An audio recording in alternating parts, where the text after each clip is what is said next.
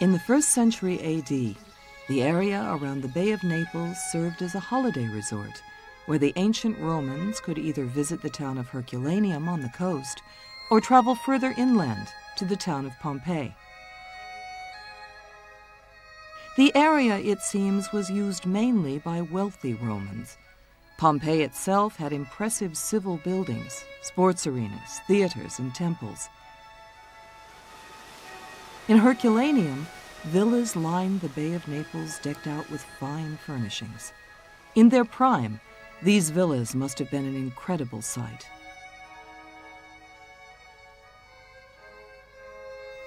Today, the sad remains of these once thriving towns lie silent and mournful under the Italian sun.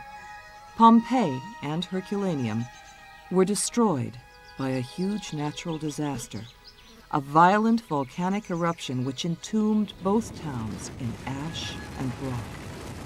But that same disaster has also preserved a unique picture of life in ancient Rome, nearly 2,000 years ago.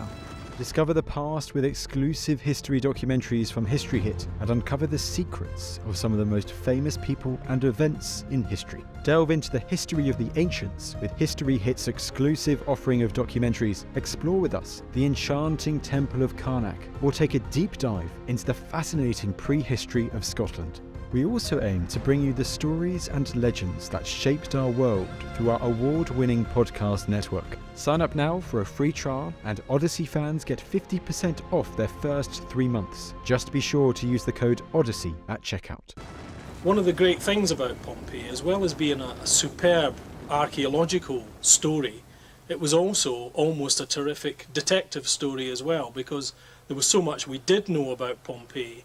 But until this century, there were also a great deal of unresolved mysteries. Pompeii was founded on the end of a natural outcrop, actually an old lava flow from Vesuvius, which came down very close to the mouth of a river, which formed a natural bay on the Bay of Naples. And it would look as if the first moves to settle Pompeii permanently were taken in the 6th century BC. When a natural catastrophe strikes, it is often unexpected and brings with it terrible consequences. The unexpected eruption of Mount Vesuvius was one of the most violent natural disasters of all time.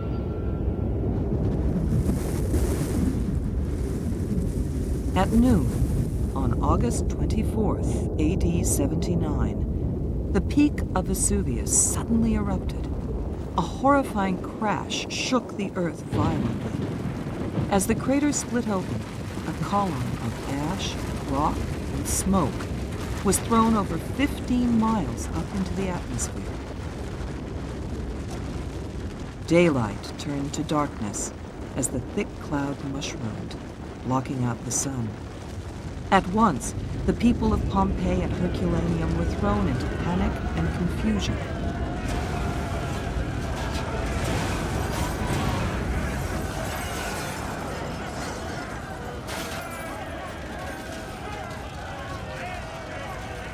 It seems that only a few people died in the initial eruption, but the next day, thousands were entombed in Pompeii, taken by surprise by the powerful explosive flow of red-hot rock and ash. The red-hot ash and debris from the volcano, when it comes tumbling down the side of the mountain, is almost gelled together, so it becomes a kind of liquid, like a river.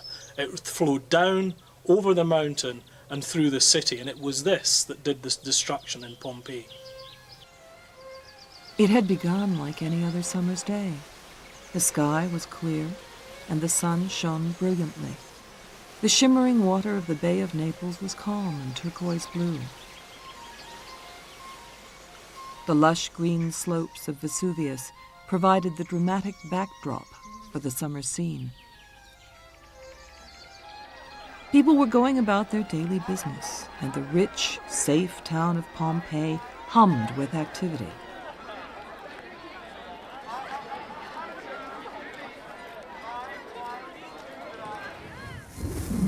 Roman mythology suggested that volcanoes were gateways to the underworld, but the people who lived in the Bay of Naples region thought that Vesuvius was simply a large hill. Vesuvius had been silent for almost 1,000 years. How could the population possibly know that a savage disaster was about to consume this thriving, prosperous, and apparently secure Roman town? Therefore, no one knew or recognized the significance of the warning signs. Over the previous few days, there had been some minor earth tremors. All local sources of water had dried up. As morning broke on August 24th, AD 79, the weather was excellent. People moved on with the business of their daily lives. The market stalls were open. Tradesmen had removed the shutters from their shop fronts and were busy selling their merchandise. The bars served snacks and wine, and the bakers offered freshly baked bread. The doors of the public baths were open for business. Women filled jars with water from the public fountains. As the morning passed without event, families and friends gathered to eat lunch together. Then Vesuvius erupted.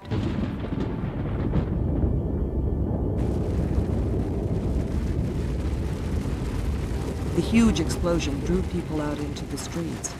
As they stood aghast, looking at the volcano, the burning rock, ash, and pumice poured out of the crater. The sun vanished, and Pompeii was plunged into darkness. Chaos broke out as people panicked and fled. For the next 12 hours, there was a constant heavy downfall of scorching pumice and ash. It buried Pompeii and Herculaneum under 6 feet of debris.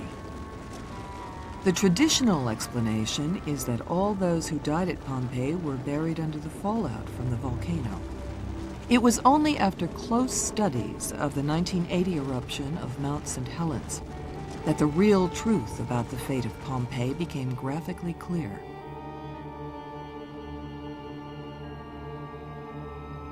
We owe our knowledge of the events that terrible day to 2 letters, which have survived for nearly 2,000 years. They were written to the historian Tacitus in AD 104 by Pliny the Younger. He was the nephew of Pliny the Elder, admiral of the Roman Mediterranean fleet, which was based at Misenum, to the north of Naples. Pliny's letters vividly describe the eruption and tell us how his uncle died on the beach at Stabii. Pliny the Elder was a keen scientist and wished to see the results of the eruption at close hand. So he ordered a ship to be rowed across the bay, hoping to save as many people as possible. He left his nephew behind at Misenum.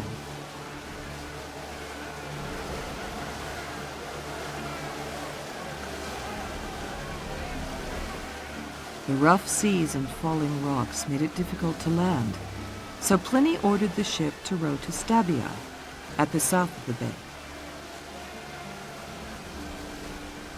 While trying to reach the shore, Pliny the Elder was overcome by poisonous fumes and died. At the time of the explosion, Pliny the Younger left us a very detailed record of the events. First of all, he describes the initial explosion, which we now know was probably the result of the pressure underneath the volcano. And what's very interesting is that he subsequently describes the collapse of the cloud of ash and smoke and how it sweeps over the landscape. Young Pliny tells us after several violent tremors, he feared that his house would collapse. He persuaded his mother that they should leave as the tremors continued. Next, he witnessed what would become known to science as a pyroclastic flow, in which he described an ominous thick smoke spreading over the earth like a flood, which followed behind us. Pliny and his mother escaped into the fields, but were surrounded by darkness. All they could hear were the screams and wails of the men, women, and children.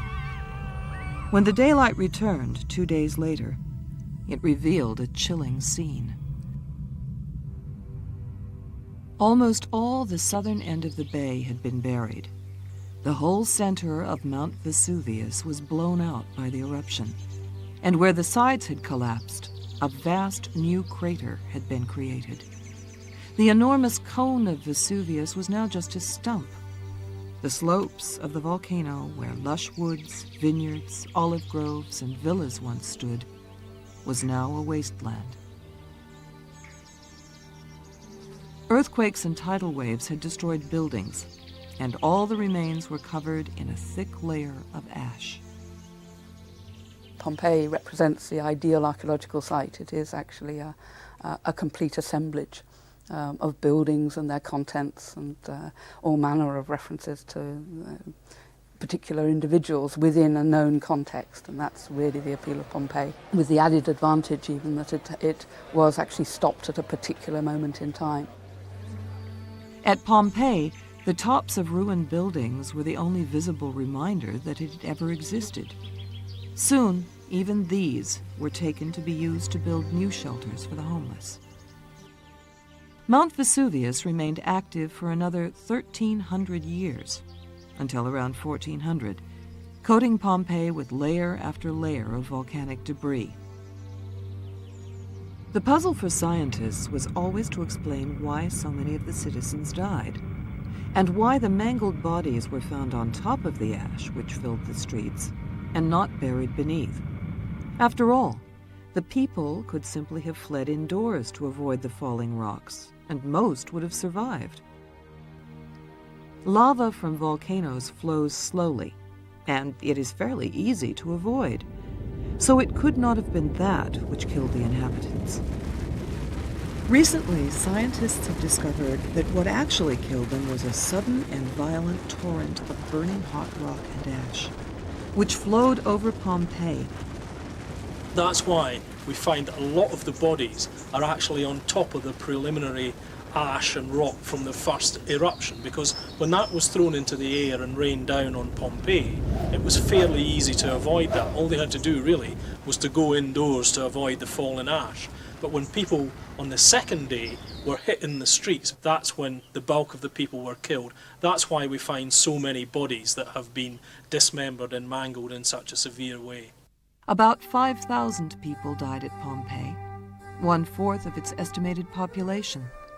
The survivors probably fled on the first day of the eruption. Those who remained behind were sealed in with the rest of the town, like a time capsule. Ash and rock surrounded their remains. Soil concealed the site, and plants and shrubs and trees grew among the ash. At the time of the eruption, the citizens of Pompeii enjoyed an era of thriving development and peace. By AD 79, the town had become a prosperous commercial center, with an industrious, creative, and growing population. The prosperity of the town is reflected in the splendid public buildings. The Forum was the religious, political, and economic center of the Roman resort. Market stalls stood along covered doorways where customers haggled over goods. At the south end of the Forum were the council offices and the law courts. The north end was dominated by the temples of Jupiter, Laurus, and Vespasian. The wool and cloth markets, the main market, the fuller's building of Eumatia, and the office of weights and measures formed the commercial center of the Forum.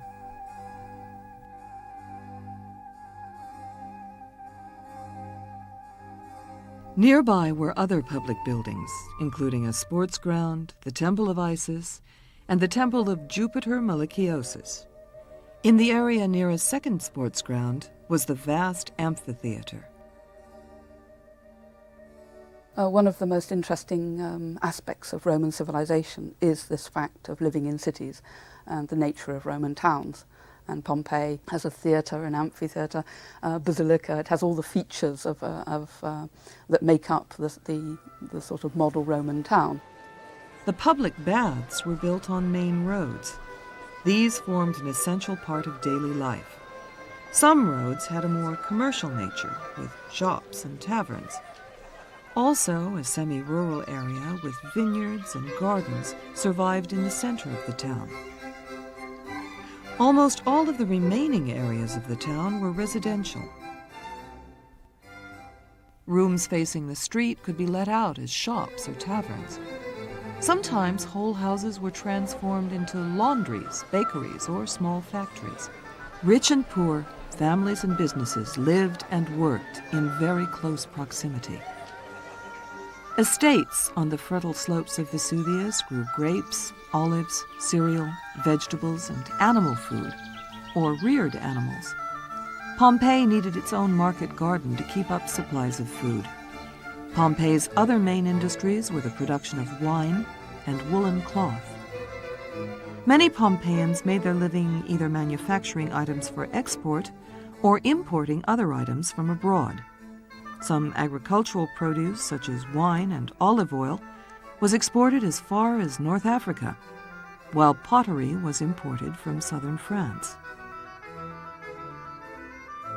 Thanks to Pompeii's thriving seaport, sea traders operated a complex network of contacts with the Orient, Africa, and Asia.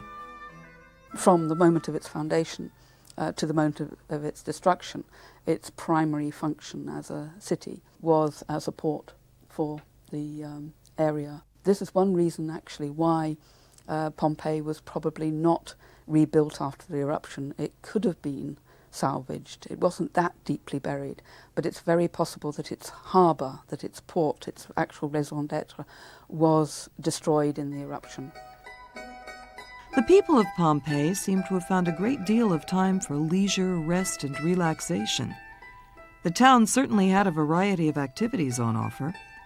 The great theatre showed comedies and tragedies to spectators, who were protected from the sun by covers and sprinkled with scented water. The second main venue was the Odeon, which was used for concerts, poetry recitals, and lectures.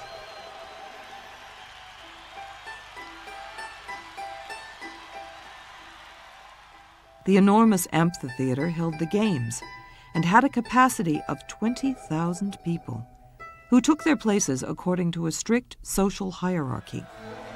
The games included such spectacles as gladiator fights, animal duels, or hunts, and possibly chariot racing.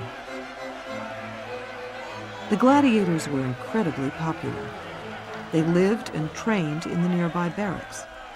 63 people died there in the eruption. In their duels, most gladiators were killed on their first appearance. Those who survived won respect, freedom, and wealth.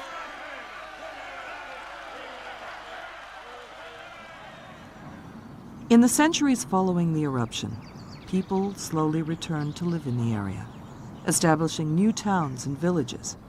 But Pompeii's time capsule was to remain undiscovered until the 18th century.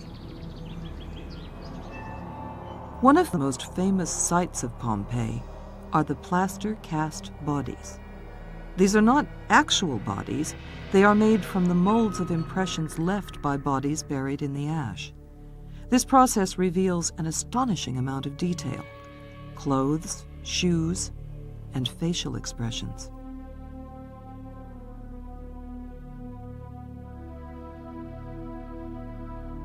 These terrified and tortured faces of those who died in the eruption have been preserved for almost 2,000 years.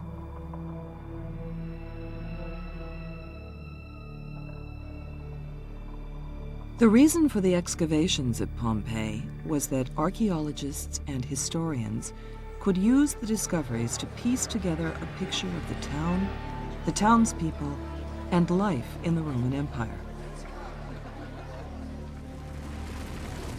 So, why did the tragedy strike Pompeii? Could the town's death have been avoided?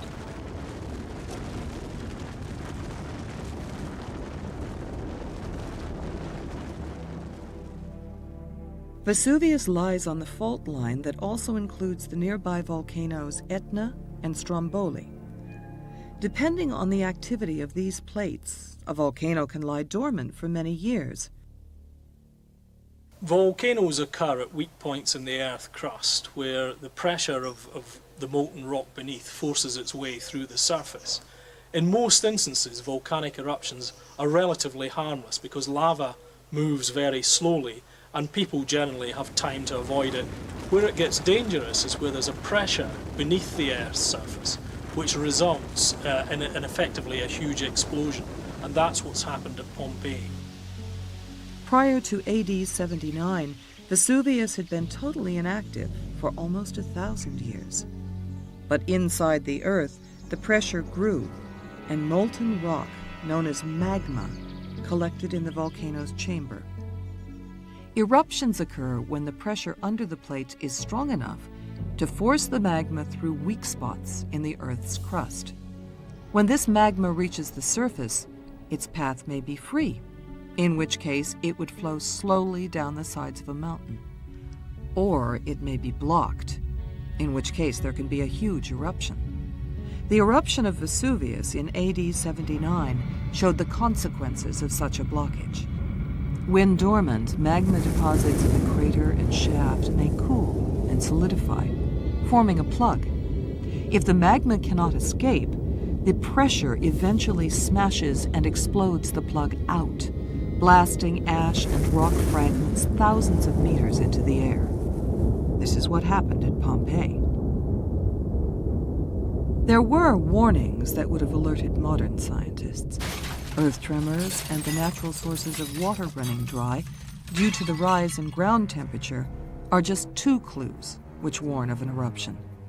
But how were the residents of Pompeii in AD 79 to know the significance of these things? It was when Mount St. Helens in Washington erupted in 1980 that the answers to these mysteries were revealed. As the scientists watched from a safe distance, they witnessed a previously unknown phenomenon. As the sides of the volcano exploded, a wave of rock and ash spewed out of the crater. Like the flood that Pliny the Younger had written of after AD 79, it traveled at 100 miles an hour at a temperature of 200 degrees centigrade, scorching and smashing everything in its path.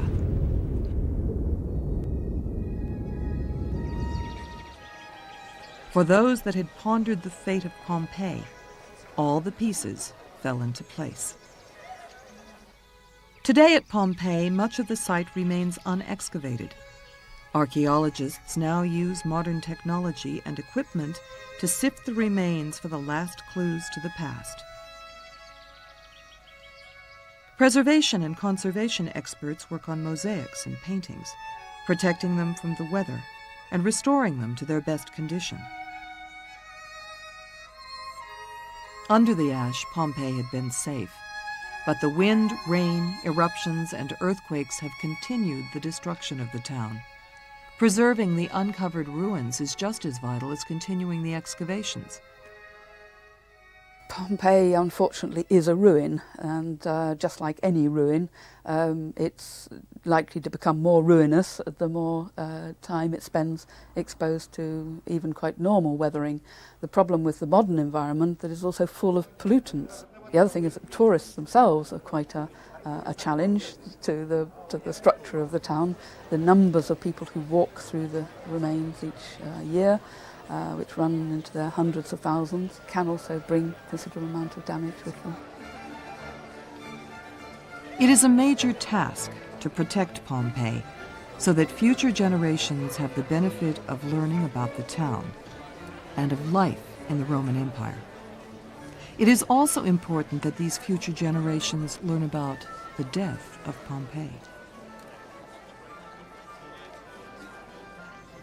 The busy Italian city of Naples lies in the shadow of Vesuvius, but the volcano has been silent for over 50 years.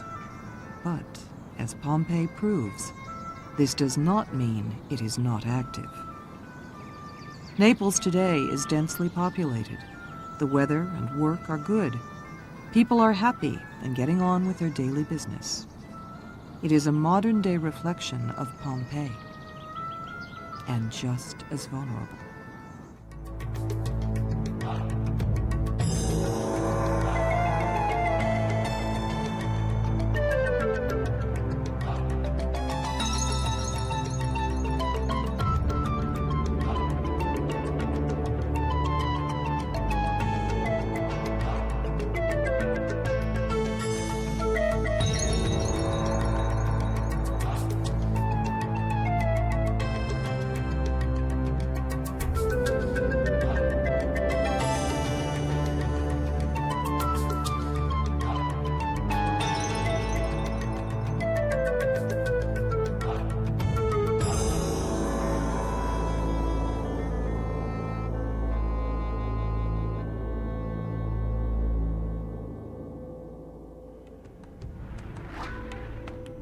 The Roman Empire was the greatest land empire Europe has ever known. It went beyond Europe to other lands south of the Mediterranean Sea. Among those lands was a narrow strip of territory across the northern coast of Africa. It was here that the Roman Empire began, and began almost by accident, at Carthage.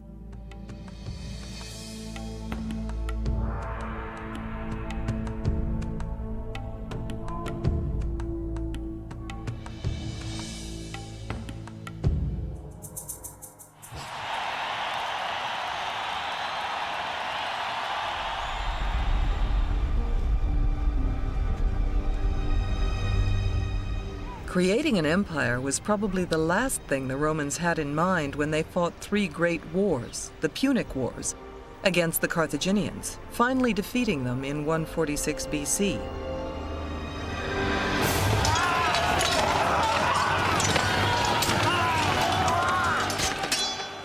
Afterwards, the Romans destroyed all traces of the fine city Carthage had once been, and killed or took away its inhabitants to become slaves.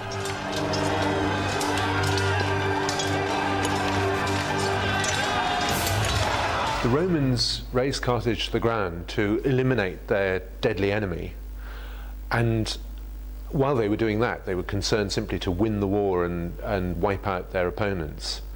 As soon as they'd done this, they realized they had a problem, that here was a very, very rich, fertile part of North Africa, and they had wiped out the obvious place to have a city. This beautiful city, which had stood on the Gulf of Tunis for 6 centuries, had shown the Romans something else, something very tempting. Carthage offered wonderful advantages, which the Romans could not afford to ignore. It's got well-developed harbour facilities. It occupies a central Mediterranean position on the south side, at the closest crossing point to Sicily and Italy. It's an obvious point for a major trading city to develop. And I think that's one of the reasons why we see Carthage reborn and re-emerging as the capital of Roman Africa, which is to become one of the major economic players in the Roman world. Carthage offered a fine port for trading ships, or for stationing vessels to patrol and control the trade routes along the coast of North Africa and across the Mediterranean Sea.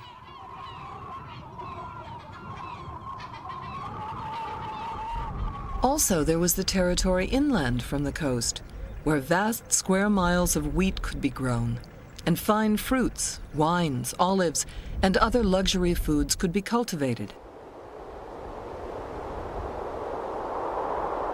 Much later, when the Romans had established cities and trade in North Africa, huge amounts of wheat and grain, salted fish, olives, wines, marble, and other exports were sent back to Rome every year.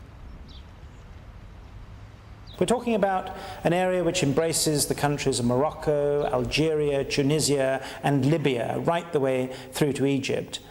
This was a major source of agricultural wealth and, above all, grain.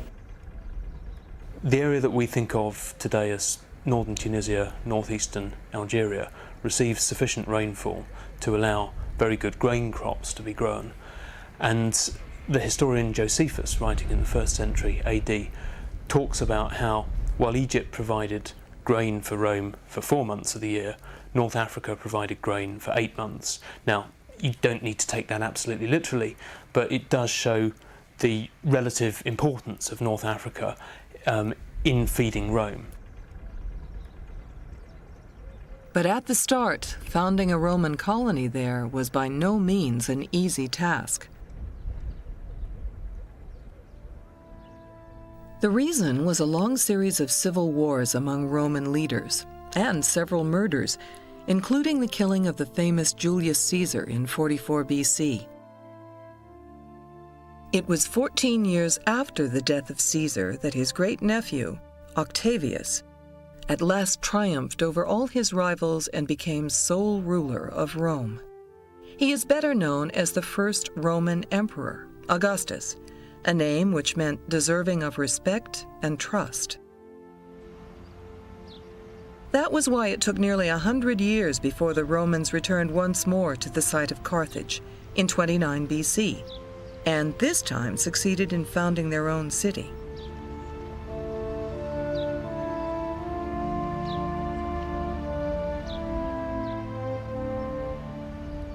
It became known as Colonia Julia Carthago, and afterwards became the capital of Roman Africa. In time, Colonia Julia Carthago was followed by other foundations like Leptis Magna, now in Libya, 75 miles east of Tripoli, and Douga, now in Tunisia.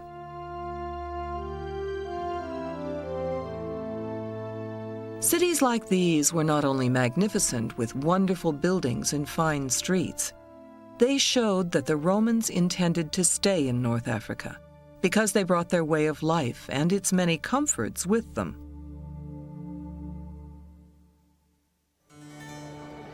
"2,000 years ago, the lifestyle of the Romans was the envy of the ancient world. No other people lived in such luxury. Even poorer Romans were able to enjoy the splendidly built roads and the entertainment provided by theaters and games. They enjoyed better health, too. Roman cities had public baths and clean water brought in by aqueducts. After 29 BC, all these advantages appeared in North Africa for the first time, and except for slaves, prisoners of war, and criminals, they were open to everyone. This came about because of a process known as Romanization. Once a territory was conquered, the Romans preferred not to control it by force or terror. Instead, they usually offered the benefits of their civilization to its people, and some were given Roman citizenship. Although some conquered peoples clung stubbornly to their own ways of life, like many Britons, this citizenship was greatly valued. One of the most clever things about Roman colonization was their subtle approach to local cultures and religious beliefs. They basically allowed local religions to continue doing the same things, observing the same practices as they always had, as long as some gesture was made to them being Roman, so that, for example, a local god might also take on a Roman name. The actual religion wouldn't change, it would just be called something that looked a bit Roman. As the settlements in North Africa became more Romanized, they did indeed build temples to Roman divinities. And we find Roman-style temples, that is, temples raised up on platforms with columns on the front and with a staircase from the front, which ultimately are a type which developed in Italy. And they are in honor of Roman divinities. And the fact that African cities wanted to build those temples shows just how much they had embraced Romanitas, Roman civilization. It was not surprising that so many people conquered by the Romans preferred to live like this, rather than in the cold, damp, drafty huts and rough villages that existed outside the Roman Empire.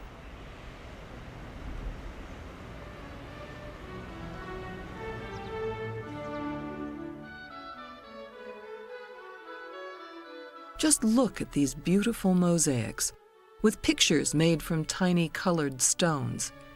Mosaics like this can be seen today in the ruins of Douga. A particularly fine mosaic, known as the Lord Julius mosaic, is now in the Bardo Museum in modern Tunis. It shows how luxurious life could be in a Roman villa in North Africa in the 4th century.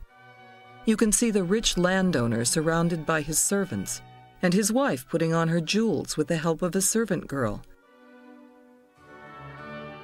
The center of the Lord Julius mosaic shows their splendid villa.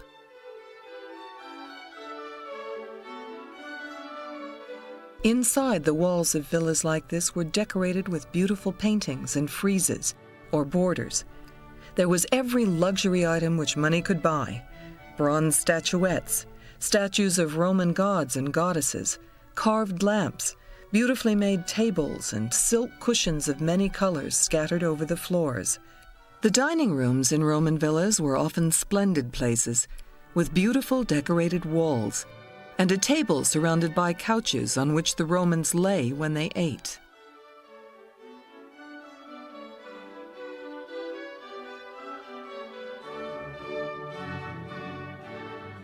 Some of the finest and most complete villas in Roman North Africa have been uncovered by archaeologists at Bula Regia, 5 miles north of the modern town of Djendouba in northwest Tunisia. They have bedrooms and dining rooms opening off a central courtyard, where modern visitors, like the original inhabitants, can cool off after time spent in the fiercely hot North African sun.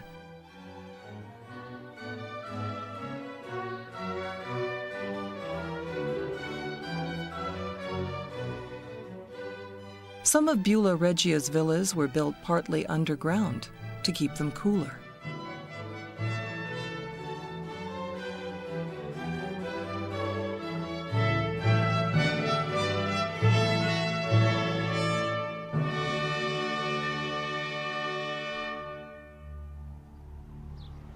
Roman villas often had their own baths, but many people preferred the public baths, where they could meet their friends, discuss business, or just enjoy a relaxing time.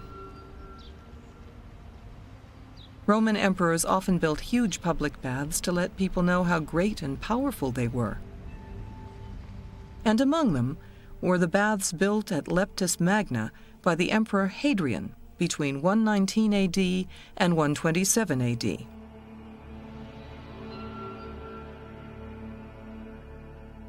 Later on, after 196 AD, another Roman emperor, Septimus Severus, who was born in Leptis Magna, provided his hometown with a new forum, theater, and temple. Once Leptis Magna had been a small port on the coast and a trading post for Carthaginian merchants. After Septimus Severus, it was one of the most splendid cities in the Roman world, and a center for Roman trade with peoples south of the Sahara Desert. Sadly, in time, Leptis Magna fell into ruins, and its marble and limestone were removed by local people to build homes and other structures.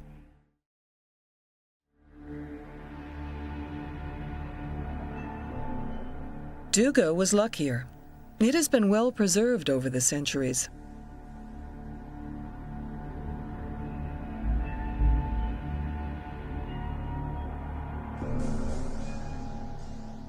Today, visitors can see almost all the features of a Roman city. The forum, the baths, the slave market, the massive capitol with its giant statue of the Roman god Jupiter, and the amphitheater and hippodrome, which once provided entertainment for Duga's inhabitants. Well, the evidence for theatre in North Africa before the arrival of Rome is, as far as I know, nil. And therefore the presentation of theatrical performances of one sort or another could be said to be introduced from Rome. But then so is the amphitheatre, and so is the circus, and so is the bathhouse. These are all part and parcel of the trappings of Roman civilization, which the Africans embrace so readily. The amphitheaters put on plays in which the actors wore huge masks so that their voices could be heard all over the theater. But some of the entertainment staged in amphitheaters was very bloody.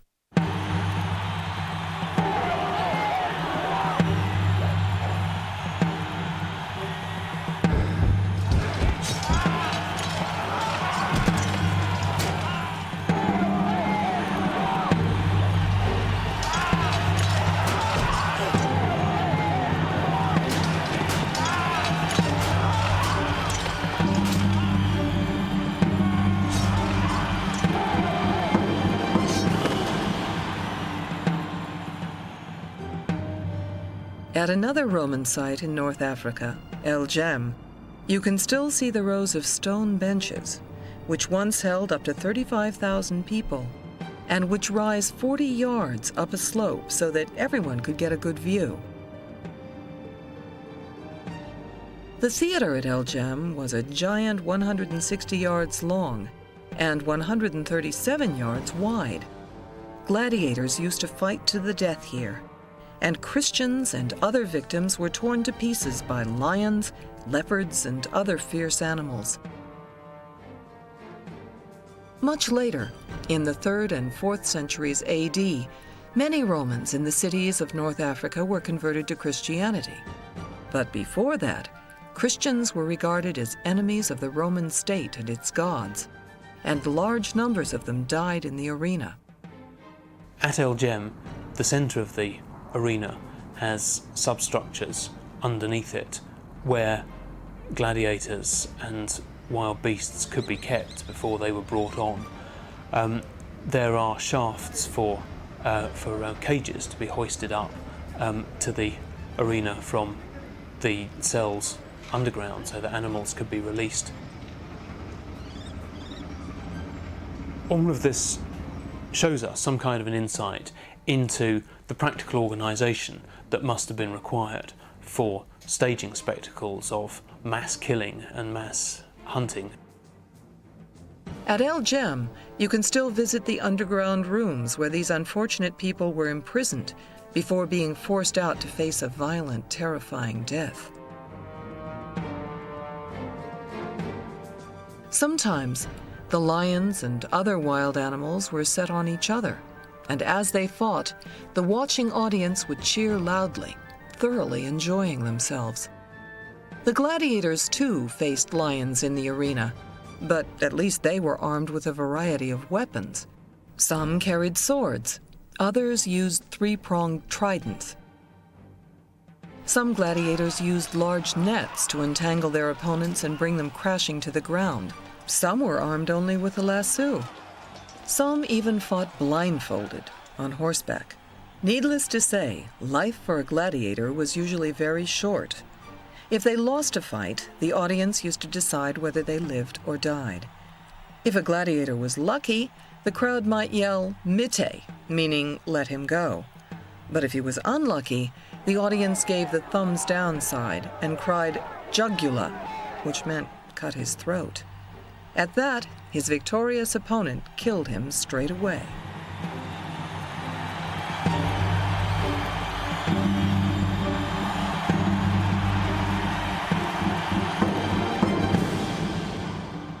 The theaters and hippodromes, also known as circuses, were extremely popular. But the real center of life was the forum. The forums in several Roman cities in North Africa have survived, some of them more complete than others. One of them is the forum at Leptis Magna, which was so big that it occupied almost 3 acres of land.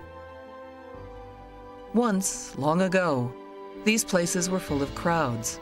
Some people came there to discuss business or politics. Some used them to make speeches or recite poems. Others came to visit the law courts, the libraries, or the temples which surrounded the forum. Market traders set up their stalls. Barbers cut their customers' hair or gave them a shave. A forum had almost every kind of shop. Furriers who sold furs, chandlers who sold candles, as well as stonemasons, locksmiths, blacksmiths, silversmiths, and many others. It was all extremely noisy.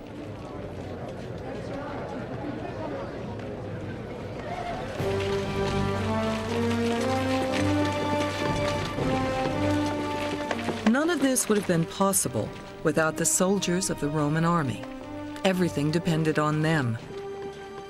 The rich trade, the luxurious life, the security of the ports where ships were loaded with fine cargoes to take back to Rome, the food and water supplies, and especially the peace enjoyed by the 8 million people who lived in Roman North Africa. In many ways, the Roman Empire was like an armed camp.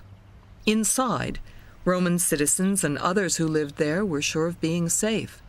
Outside, there were enemy tribes and marauders who wanted to get in, but were kept back by the army which guarded the borders.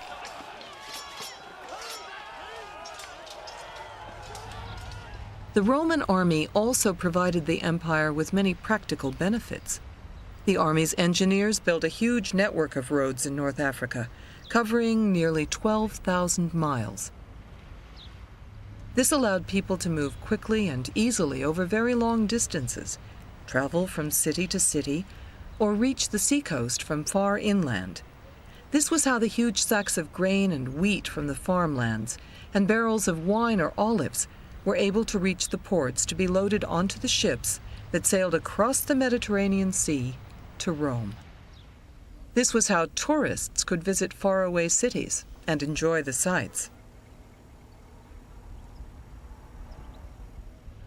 But Roman roads were mainly used for one very important purpose: moving soldiers speedily from one place to another. The ability to do this became particularly vital by the 3rd century AD, when Roman-ruled territory stretched right across North Africa for nearly 1,600 miles. Because of the road network, the Romans were able to control this vast area with only one legion permanently stationed there. A Roman legion numbered between 4,000 and 6,000 soldiers and horsemen. This doesn't sound large today, but the entire Roman army consisted of only about 100 legions, or up to 600,000 men, and they had a vast empire to police and control. Rome controlled North Africa with a single legion, essentially, which is in stark contrast to the situation in Britain, where it took 4 legions to hold down a much smaller area of territory. The reasons for this stem partly from the fact that, on the whole, the occupation of North Africa was not a simple matter of conquest, but expansion and assimilation. The process seems to have been helped by the fact that North Africa at that period was probably not terribly densely settled. Much of the area into which Rome gradually expanded was apparently occupied by semi-nomadic pastoralists, moving their flocks between summer and winter pastures. So there's a large area of territory and relatively few people in it. We should also recognise, though, that nonetheless this is a military occupation, and that certainly when trouble threatened, the Romans were not averse to using force, whether against enemies external to the province or to stamp out resistance and rebellion within the province. And there are a number of occasions where revolts within the province are put down fairly savagely, and that's part and parcel of what the Roman Empire was about as well. But as time went on, defending Roman North Africa against outside attack became more and more difficult. In 429 AD, Vandals from Germany, who had already invaded Roman Spain and France, crossed the Mediterranean to attack the North African cities. At Leptis Magna, the Vandals destroyed the outer wall. 10 years later, they overran Roman Carthage. By this time, even the Roman army was unable to stop these assaults.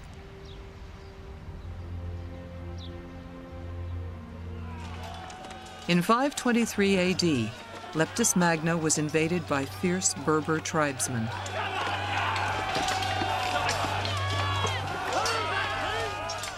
They robbed the villas and temples and destroyed so much of the city that its citizens abandoned it.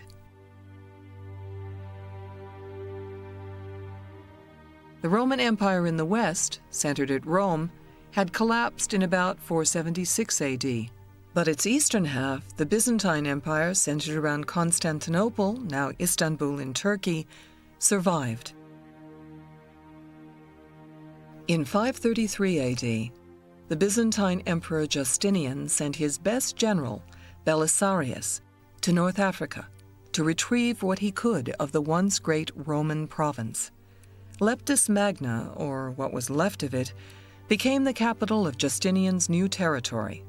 But Roman North Africa was never the same again. In time, the beautiful cities were covered in sand. The splendid roads were neglected, The great Roman temples fell into decay. The magnificent villas, where life had once been so luxurious, were empty and deserted.